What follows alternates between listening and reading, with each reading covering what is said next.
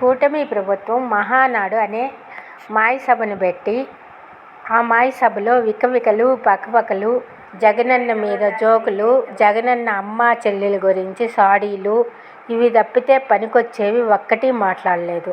అబద్ధాల హామీలు, 5 లక్షల ఉద్యోగాలు ఇస్తాము కల్పిస్తాము అని చెప్పటం, రాజధాని నిర్మించాము అని చెప్పటం, పోలవరం ప్రాజెక్టు అయిపోయిందని చెప్పడం, మహనీయుడైన రామారావు గారిలా వేషం వేయించి భట్రాజులా చంద్రబాబు నాయుడు లాగా లోకేష్ గారిని పొగిడించుకోవడం ఇవన్నీ హాస్యాస్పదంగా ఉన్నాయి. కడపలో మహానాడు లాంటి మాయసభను పెట్టి తామేదో సాధించినట్టుగా ఫీల్ అవ్వడం చాలా వింతగా ఉంది. మహానాడు పెట్టి ఏం సాధించారు? ఖర్చులు తప్పితే. డొనేషన్స్ కోసం మహానాడు సభలు పెడుతున్నామేమో, రాష్ట్రాన్ని దోచుకునేది చాలదేమో, డొనేషన్స్ రూపంలో కూడా డబ్బు రాబట్టుకోబోతున్నారు రాబందుల్లా.